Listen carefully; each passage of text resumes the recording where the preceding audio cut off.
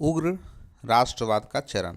ठीक है, उग्र राष्ट्रवाद का चरण हम लोग देखें 1905 से लेकर के 1919 तक। नवराष्ट्रवादी चरण या उग्र राष्ट्रवाद का चरण। 19वीं सदी के अंत में उदारवादी राजनीति की आलोचना आरंभ हो गई थी। अरविंद घोष ने अपने एक pamphlet new lamp for the old में उदारवादी राजनीति की क्रमबद्ध आलोचना प्रस्तुत की। फिर राष्ट्रवाद में बाल गंगाधर तिलक एक उग्रवादी नेता के रूप में उभरे। उधर पंजाब के एक उग्रवादी नेता लाला लाजपत राय ने 1893 से तथा 1900 के बीच होने वाले कांग्रेस के किसी भी अधिवेशन में हिस्सा नहीं लिया। इस प्रकार 1900 ईस्वी तक कांग्रेस के अंदर एक दूसरा गुट उभर चुका था। कांग्रेस के पुराने नेताओं और उनकी भिक्षा याचना की नीति ने कांग्रेस की स्थिति हास्यास्पद बनाकर रख दी थी। उदारवादी नेताओं के बारंबार याचिका देने के बाद भी ब्रिटिश सरकार किसी प्रकार की रियायत देने को तैयार नहीं थे, उल्टे कांग्रेस पर ही हमले कर रही थी।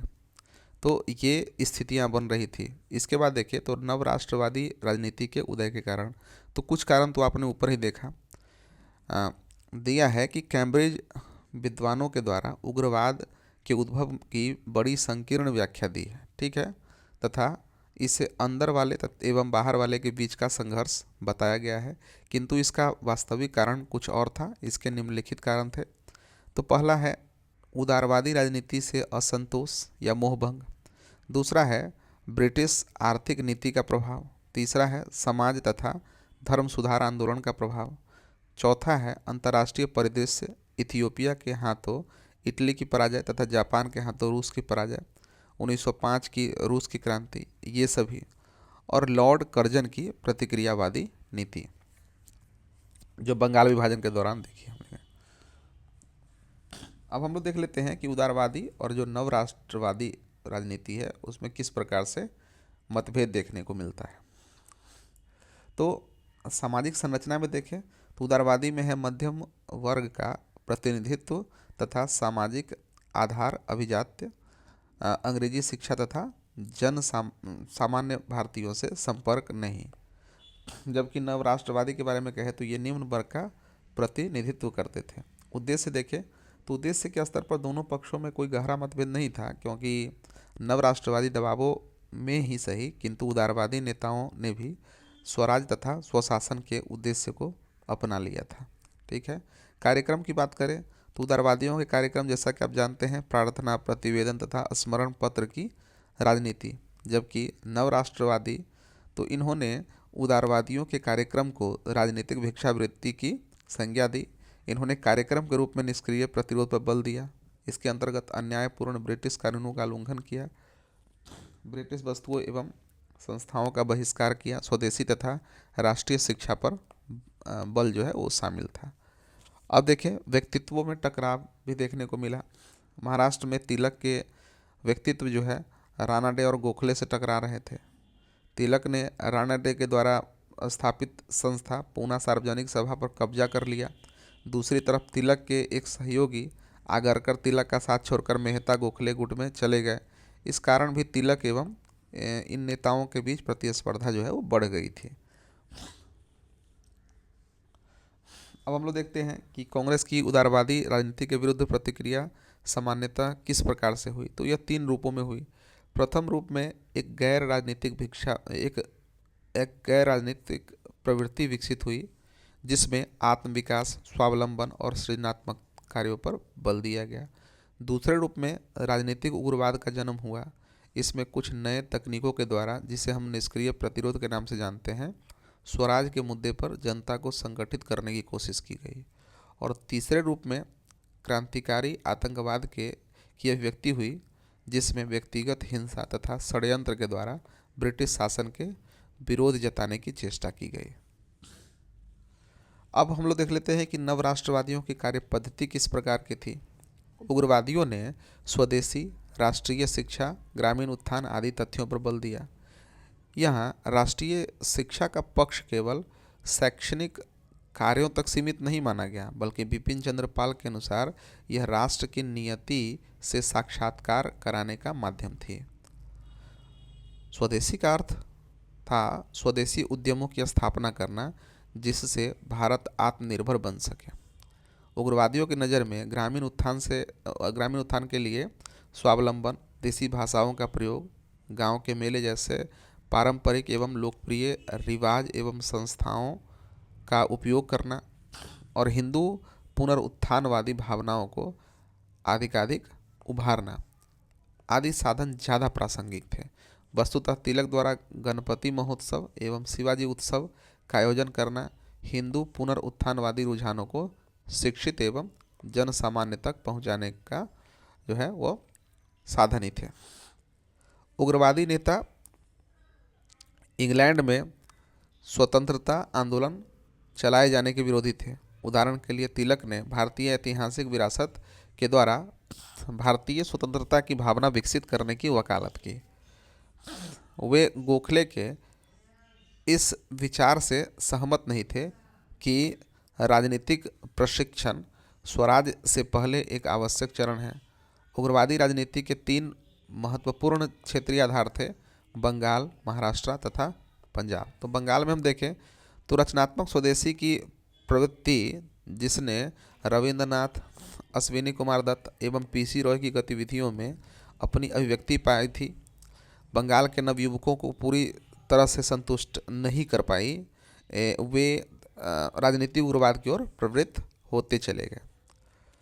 फिर बिपिन चंद्र पाल ने न्यू इंडिया एवं अरविंद घोष ने वंदे मातरम के माध्यम से उग्रवादी विचारधारा का प्रकाशन प्रारंभ किया। 1907 के कुछ निबंधों में अरविंद घोष ने यह बात स्पष्ट की। उन्होंने ब्रिटिश वस्तुओं, शिक्षा पद्धति, न्याय एवं प्रशासन के बहिष्कार की बात उठाई, साथ ही अन्यायपूर्ण कानूनों की सविनय अवज्ञा और ब्रिटिश सरकार के भक्तों के सामाजिक बहिष्कार की बात कही। इस तरह हम देखते हैं कि इनकी बातों से अगर हिंसा को बाहर कर दिया जाए तो उन्होंने वह संपूर्ण कार्यक्रम प्रस्तुत किया जो गांधीवादी कार्यक्रम का आधार था। तो बंगाल में हमने देखी। फिर महाराष्ट्र की बात करें तो महाराष्ट्र में उग्रवादी विचारधारा के जनक बाल गंगाधर तिलक को माना जाता है। उन्होंने महाराष्ट्र में शिवाजी के आदर्श को सामने रखकर जुझारू राष्ट्रवाद का विकास किया।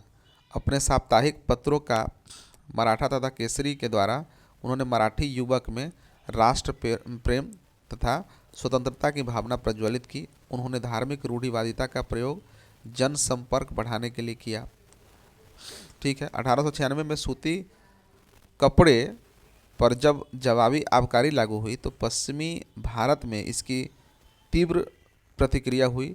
इस पर तिलक ने बहिष्कार आंदोलन चलाने का प्रयत्न किया। उन्होंने सरकार द्वारा चलाए गए अनेक सामाजिक सुधारों का इस आधार पर विरोध किया कि स्वदेशी हुकूमत को भारतीय जनता के सामाजिक जीवन में हस्तक्षेप का कोई अधिकार नहीं है।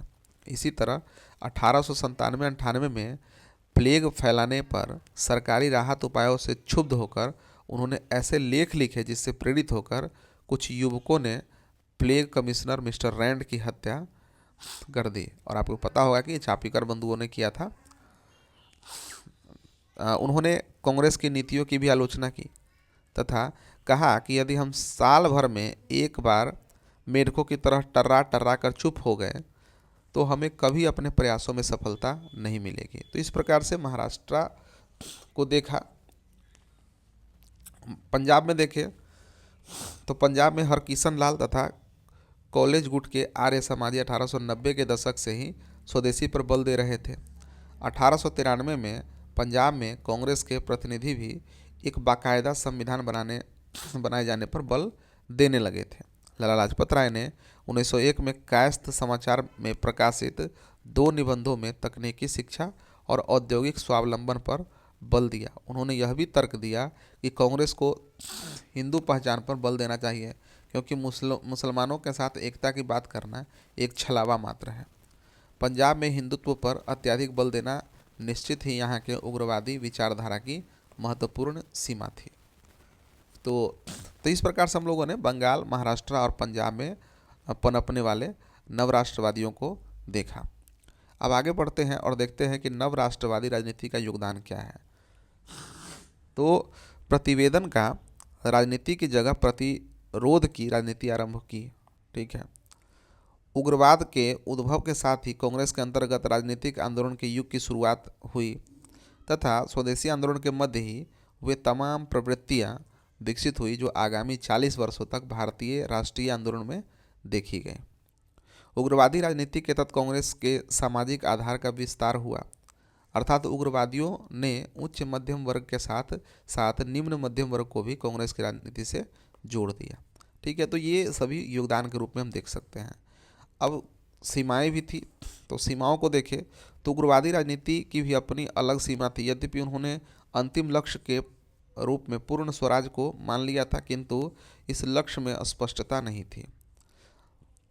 उग्रवादी नेताओं ने हिंदू पुनरुत्थानवाद पर बल दिया। हालांकि इस नारे के आधार पर अशिक्षित भारतीयों को कुछ हद तक संगठित जरूर किया, किंतु इसके कारण संप्रदायवाद को बल मिल गया। ठीक है।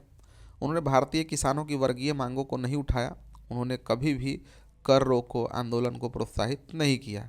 इसकी वजह से बहुत सारे उग्रवादी नेता, इसकी वजह क्या थी कि बहुत सारे उग्रवादी नेता स्वयं जमींदार एवं भूस्वामी थे। उनका तर्क यह था कि भारतीय किसानों का मुद्दा समाज को विभाजित कर सकता है। ठीक है, तो दोस्तों हम लोगों ने उग्र राष्ट्रवाद के प्रथम चरण को देखा। इन नव राष्ट्रवादियों के साथ उदारवादियों की राजनीति किस प्रकार से भिन्न थी, इनकी कार्य पद्धति किस प्रकार की थी, योगदान और सीमाओं का अध्ययन हम लोगों ने किया।